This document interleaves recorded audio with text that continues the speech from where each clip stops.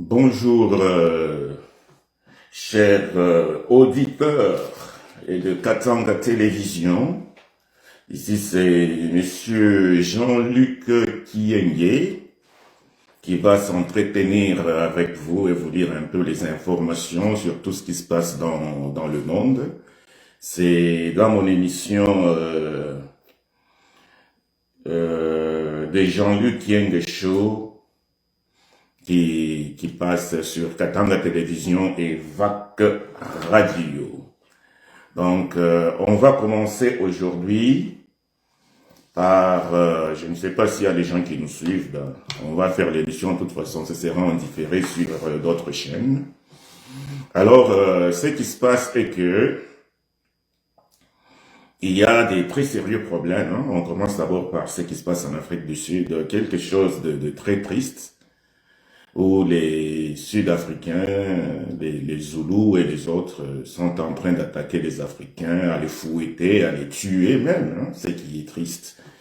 Parce que ces gens sont venus, il y en a qui étudient, il y en a qui sont des réfugiés, il y en a qui sont des gens qui font les affaires, hein, qui travaillent hein, en plus de ça. Et puis, bon, les Sud-Africains sont fâchés parce qu'ils disent qu'ils ne veulent plus des réfugiés chez eux. Et puis, ils veulent que tout le monde quitte l'Afrique du Sud. Ils ont attaqué les Nigériens. J'ai même vu un Congolais qu'on a fouetté. Et ils attaquent même dans les maisons. Hein. Ils entrent de porte en porte. Ce qui est quand même triste pour un pays censé être une démocratie exemplaire de l'Afrique. Mais le comportement de nos frères noirs de l'Afrique du Sud est quelque chose qui ne me fait pas du tout plaisir, même ici à Katanga Télévision. En dehors de ça, il y a eu quelques réactions du ministre des Affaires étrangères ghanéen qui a réagi parce qu'il a dit ben, ce n'est pas du tout sérieux. Il a appelé le ministre des Affaires étrangères de l'Afrique du Sud et celui-ci a envoyé le message au jeune homme hein, qui a été tabassé et on l'a amené quelque part pour les counseling, donc le conseiller et faire une thérapie pour ce qu'il aurait subi. Alors là, nous sommes dans notre studio, comme vous avez vu, bon, on n'a pas encore commencé avec YouTube. Ben, YouTube, on met nos émissions par après en différé. Ben, ceux qui veulent nous suivre en live, c'est ici qu'il faut être. Parce que là, on est en live sur mon compte Facebook, Jean-Luc Kiengue.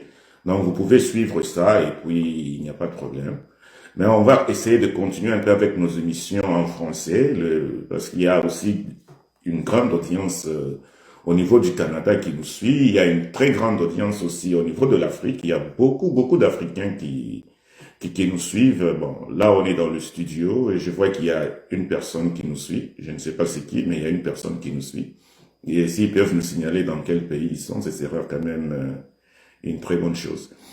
Et en fait, ce qui se passe en Afrique du Sud est tellement triste, mais ce que je trouve bizarre et curieux est qu'il n'y a personne qui ait agi. J'ai vu, il y a un Congolais qu'on a tabassé, il y a des gens qui sont morts, d'autres pays africains, mais les gouvernements africains ne disent rien, à part le Ghana, et il y a aussi beaucoup de Nigériens qui ont réagi, mais le président Cyril Ramaphosa, lui, a réagi en demandant aux Nigériens de retourner chez eux. Je dis, mais c'est quand même pas la façon comme ça qu'on doit gérer un dossier. Mais, il y a une dame que j'ai vue sur TikTok, je ne sais pas c'est laquelle, elle a sincèrement regretté, elle dit, mais l'Afrique du Sud est le dernier pays de l'Afrique à être indépendant. Et en étant le dernier pays africain à être indépendant, qu'est-ce qui s'est passé? Tous les pays africains, d'une manière ou d'une autre, militairement, financièrement, même il y a Oliver Tambo, l'ami de Nelson Mandela, le Madiba. Moi, je suis le Madiba congolais, hein, donc le Madiba congolais, c'est bon. Bon, maintenant, le Madiba et ses amis, il y en a beaucoup qui étaient partis jusqu'au Ghana pour étudier et venir diriger par après l'Afrique du Sud.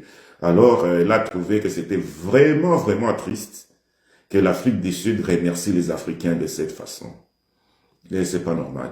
Et puis, il y a un autre gaillard là qui parlait en zoulou, et puis il a commencé à parler en anglais, pardon.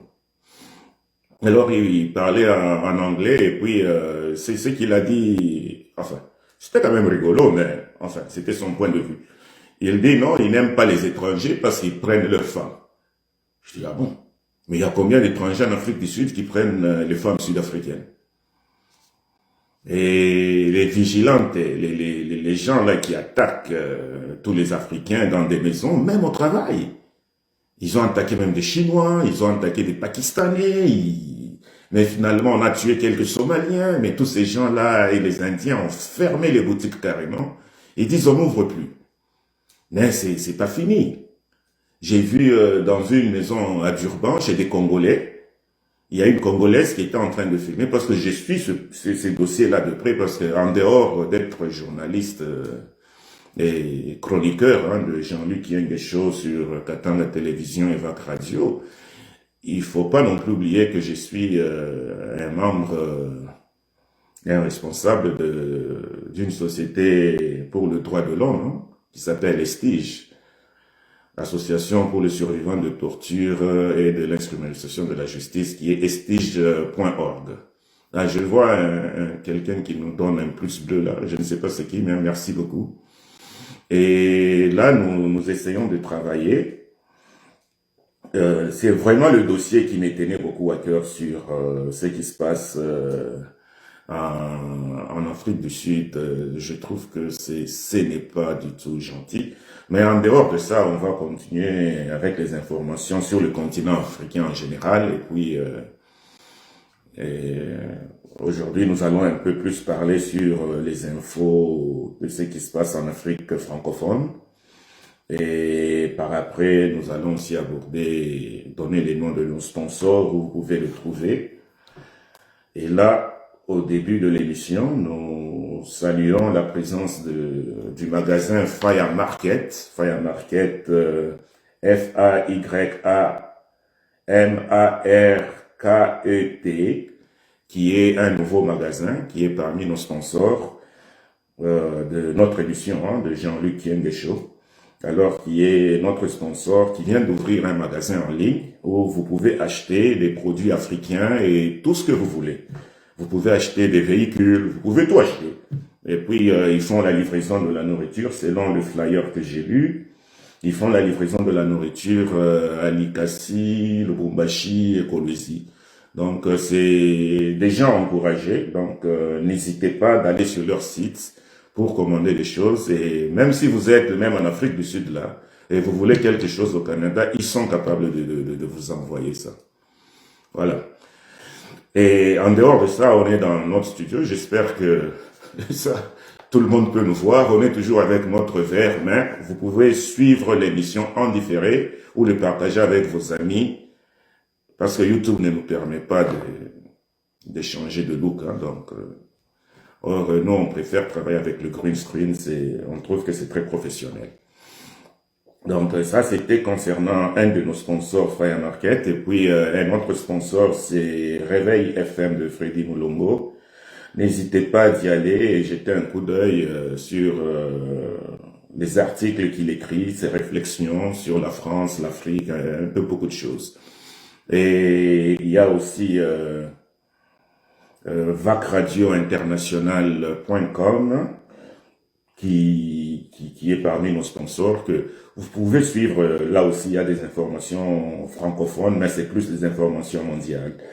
Mais en ce qui concerne les infos de l'Afrique, on a d'autres partenaires qui sont là.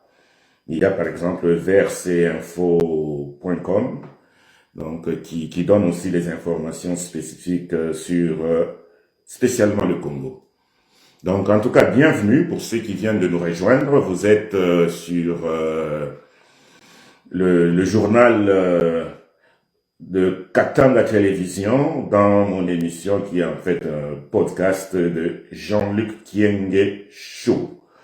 Alors, il y a eu beaucoup de polémiques, on en a parlé hier, on en a parlé, non, c'est pas hier, c'est la semaine passée quand j'étais en ligne. On en a parlé, et sur la présence des réfugiés. Ben, j'ai vu tout le monde s'emballer, dire qu'on nous a envoyé des terroristes, tout ça. Je dis, mais écoutez, la plupart de tous les Congolais là, tous les Congolais, nous tous ici, quand on est à l'étranger ici, moi je peux vous dire que tout le monde a été réfugié politique à un moment donné de sa vie. Il n'y a aucun Congolais qui a eu le papier sans être réfugié politique. Bon, peut-être ceux-là qui se sont mariés aux autochtones du pays, là. Bon, ça c'est autre chose. Que ce soit au Canada, en Belgique, en France, en Angleterre, mais c'est les Congolais qui commencent à attaquer ces pauvres jeunes gens-là victimes de l'intolérance politique américaine pour gagner des voix au mois de décembre et montrer qu'on est fort, on doit chasser les gens pour dire qu'on protège les États-Unis. Mais franchement, il y a beaucoup d'espace là-bas.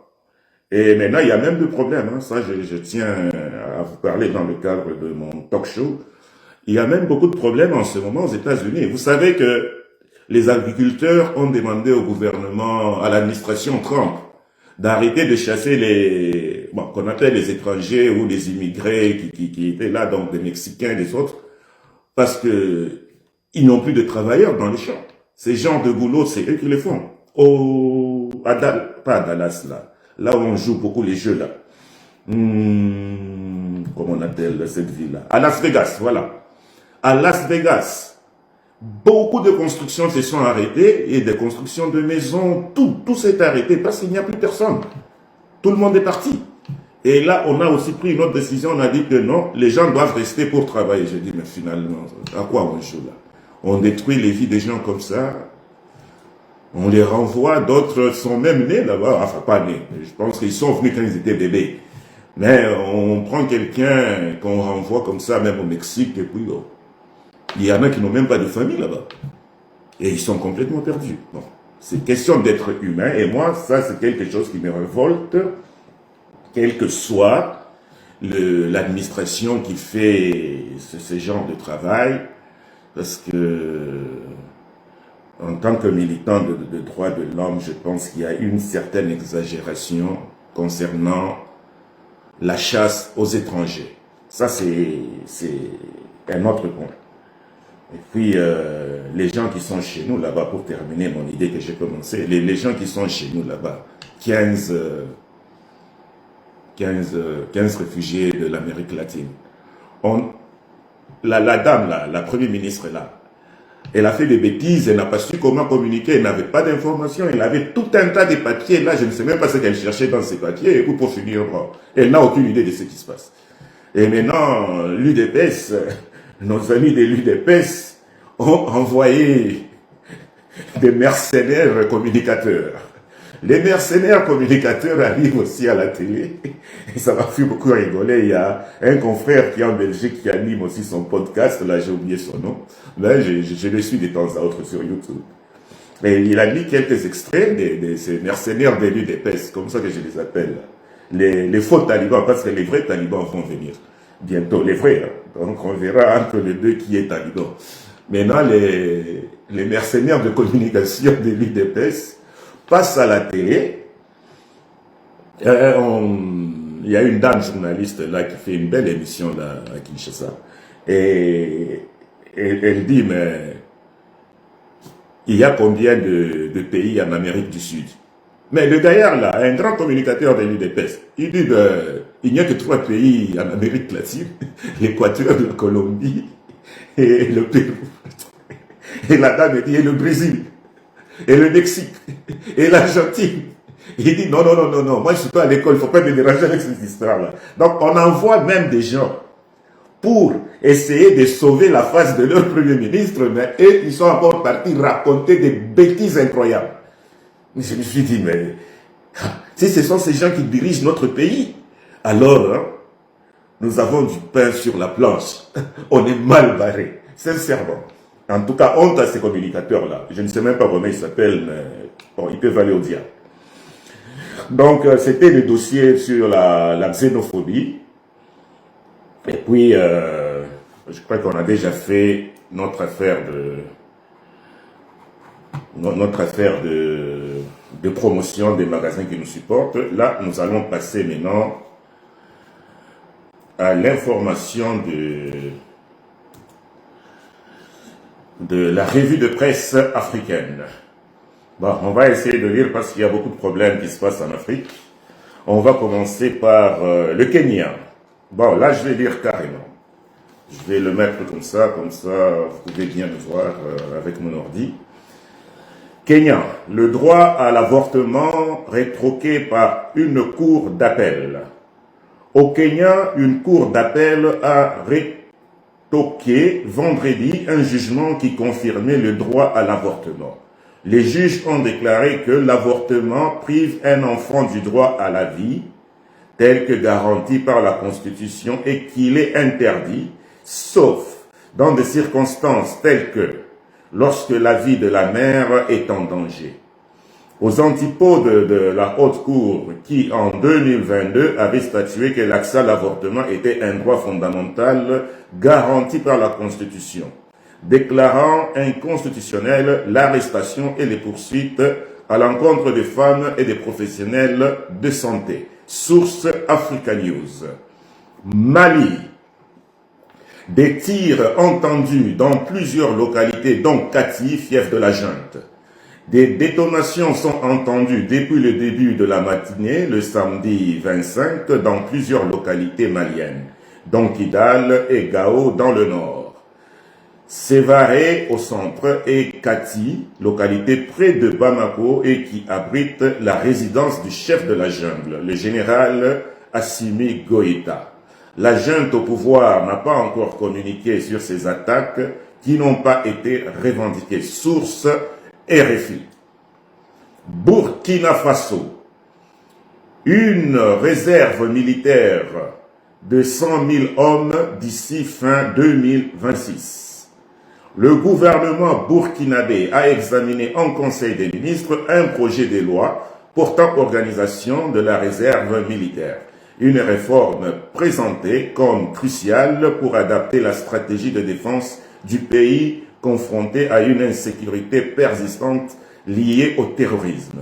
Selon le communiqué officiel, un projet de la loi examiné en Conseil des ministres vise à doter le Burkina Faso d'un dispositif complémentaire, structuré et pérenne, en appui aux forces armées régulières et aux volontaires pour la défense de la patrie, VDP, déjà engagés sur le terrain.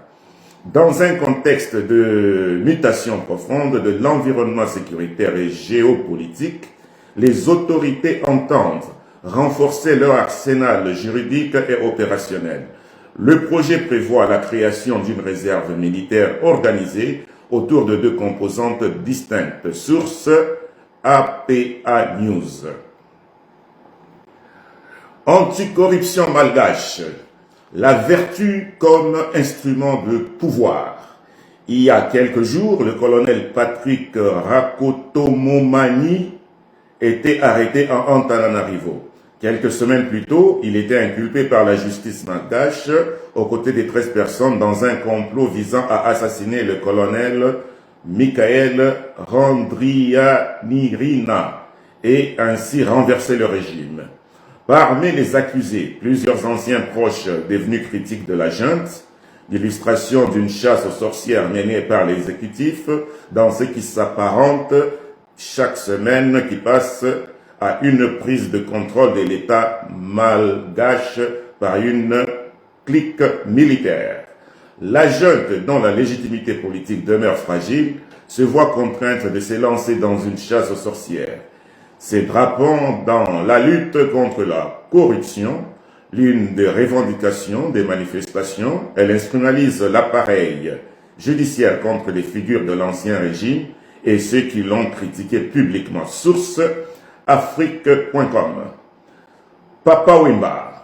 10 ans déjà, l'héritage intact d'une légende africaine. 10 ans après sa disparition, Papa Wemba continue de faire vibrer la mémoire collective. Artiste visionnaire, icône de la rumba congolaise et ambassadeur de la SAP. Il a marqué des générations entières à travers une émission spéciale sur Africa Radio. Plusieurs figures proches de l'artiste reviennent sur son parcours, son influence et les souvenirs qu'il laisse derrière lui. Il y a des artistes qui marquent leur temps. Et puis, il y a ceux qui deviennent une époque à eux seuls. Papa Wemba fait partie de cette seconde catégorie. Né en République démocratique du Congo, il s'impose dès les années 70 comme l'une des figures majeures de la musique africaine. De Zaïko Langalanga à la création de Viva la Musica, il façonne un style, une identité, une signature unique. Sa voix, son élégance, sa présence, tout chez lui, raconter quelque chose de plus grand que la musique. Source Africa Radio. Dangote, le milliardaire nigérien, sollicite le soutien de Ruto et Museveni pour son projet de méga raffinerie en Afrique de l'Est. Ali Dangote, l'homme le plus riche d'Afrique, a proposé la construction d'une méga raffinerie de 650 000 barils par jour en Afrique de l'Est. Un projet calqué sur son usine nigérienne de 20 milliards de dollars.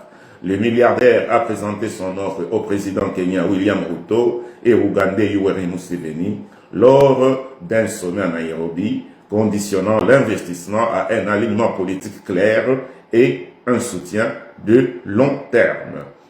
Capable d'être livrée en 4 à 5 ans, cette raffinerie desservirait un marché régional incluant le Kenya, l'Ouganda, la Tanzanie, le Soudan du Sud et la République démocratique du Congo.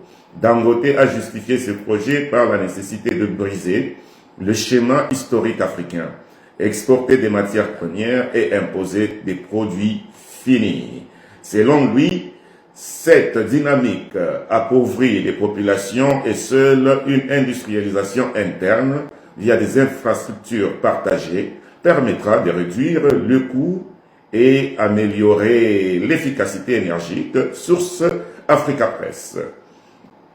Au Togo, Jean-Noël Barrot minimise l'influence russe en Afrique et plaide pour un avenir commun avec le continent. Alors que le Togo se rapproche de Moscou, le chef de la diplomatie française mise sur la coopération et le dialogue pour renforcer les liens entre Paris et Lomé face aux défis sécuritaires et diplomatiques en Afrique de l'Ouest. Le chef de la diplomatie française, Jean-Noël Barrot, a relativisé vendredi 24 avril l'influence croissante de Moscou en Afrique, jugeant la contribution russe au développement du continent sans aucune comparaison avec celle de la France et les Européens lors d'une visite au Togo. Ce petit pays côtier d'Afrique de l'Ouest, ancienne colonie française et rare allié de Paris dans une région où la France a subi des revers diplomatiques et militaires, se rapproche progressivement de la Russie. Source Le Monde Afrique. Et finalement, au Sénégal, la France confirme qu'aucune liste rouge ne vise le pays. La France a clarifié ses conseils aux voyageurs concernant le Sénégal, démentant qu'elle ait inscrit le pays sur une liste rouge ou qu'elle ait recommandé une vigilance maximale. Ces précisions font suite à des interprétations diffusées dans certains médias après l'entrée en vigueur de la loi numéro 2026-08 promulguée par le président Bassirou Diomaye Faye.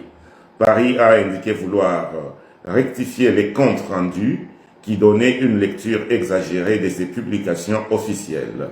Le ministre français des Affaires étrangères a remis en ligne ces informations destinées à informer ses ressortissants. L'affiche rappelle que la nouvelle législation sénégalaise vise à réprimer les actes liés à l'homosexualité et que des arrestations ont été signalées. Le texte évoque des peines pouvant aller de 5 à 10 ans d'emprisonnement et des sanctions financières. Source Benin Web TV. Et coopération sanitaire. La Russie entend soutenir le Congo dans la lutte contre les épidémies. Une délégation de spécialistes russes conduite par Anna Popova, chef de l'agence sanitaire russe Respobanazor, a été reçue le 23 avril à Brazzaville par le président Denis Sassou Nguesso. À cette occasion, elle a réaffirmé l'engagement de la Russie à soutenir la République du Congo dans la lutte contre les épidémies et le renforcement des capacités sanitaires. Au centre des échanges avec la délégation russe, la recherche sanitaire, la prévention et la gestion des épidémies à travers notamment le partage d'expertise et de technologies. La chef de l'agence sanitaire russe, Anna Popova, a salué l'implication et la maîtrise des enjeux sanitaires par le chef de l'État congolais. Selon elle, cette compréhension approfondie des problématiques liées aux maladies infectieuses constitue un atout majeur pour le développement d'une coopération efficace et durable entre les deux pays, source les dépêches de Brazzaville. Selon National de l'orientation 2026, le Gabon mise sur le numérique pour l'avenir de sa jeunesse. Le Kungaouvois de la 3e édition du Salon national de l'orientation a été donné ce jeudi 23 avril 2026 à Akanda, au nord de Libreville. Inauguré par Camélia Ntoutoumé, le clerc, ministre d'État en charge de l'éducation nationale, l'événement se place cette année sur le signe de la modernité avec une thématique centrale, vulgarisation des métiers et fonctions du numérique, jusqu'au 25 avril. Ce salon s'affirme comme le rendez-vous incontournable des apprenants en quête de repères. L'ambition est claire, réduire le fossé entre les bancs de l'école et la réalité du marché du travail. En mobilisant des partenaires nationaux, internationaux et des acteurs du secteur privé, le gouvernement souhaite offrir aux élèves une vision concrète des opportunités de carrière, particulièrement dans un secteur technologique en pleine expansion, source Gabon Media Time. Voilà, chers auditeurs et amis de Congo, amis de la télévision, Katanga Télévision. Donc, vous pouvez nous suivre aussi en différé sur YouTube, Katanga Télévision TV. Donc, c'est facile à trouver, ou si vous allez sur VAC Radio TV, vous pouvez aussi suivre en différé l'émission qu'on va éditer un tout petit peu pour que tout le monde puisse aimer le décor et tout ce que nous faisons. Et en dehors de ça, encore une fois, nous rappelons à nos amis, les Africains et les Canadiens, ceux du Caraïbe et des Haïti, qu'il y a un nouveau magasin en ligne qui s'appelle Fire Market, où vous pouvez acheter la nourriture africaine qu'on peut livrer, que ce soit ici au Canada. À Montréal, la livraison, je pense, c'est à 60 $, selon les infos que j'ai reçues. Au-delà de 60 $, on peut livrer. Alors, sinon, vous pouvez toujours venir à leur centre de vente et puis acheter. Donc, c'est firemarket.ca. N'oubliez pas ça. Et en dehors de ça, il y a nos sponsors aussi. Il y a Réveil FM de Freddy Moulongo. Il y a aussi VAC Radio International et Verset Info. Donc, des sites qui nous soutiennent dans ce que nous faisons. Donc, n'oubliez pas de nous suivre. Et puis, il y aura aussi une page Facebook de Fire Market, je pense, où les gens peuvent être bien informés et voir les produits que ces gens ont. Donc, comme je vous ai dit, vous voulez acheter même un véhicule au Canada, ils sont capables de vous envoyer ça, même au Congo. Donc, c'était un peu la promotion de nos sponsors. Sinon, vous étiez en train de suivre l'émission de Jean-Luc Kiengestou, qui est aussi sur YouTube aussi, oui, et puis qui est aussi sur TikTok, voilà. Voilà, vous pouvez aller sur TikTok et puis nous lire, et puis vous allez toujours voir ma tête tendue avec ces écouteurs-là. Sinon, on vous remercie, c'est le samedi, heureux et merci pour tous ceux qui nous ont suivis live. Donc, n'oubliez pas, le samedi, c'est le bon moment de se détendre. Ne buvez pas beaucoup. Ne mangez pas non plus beaucoup. Ok, on vous remercie. C'était M. Kienge. À plus et bon week-end à tous.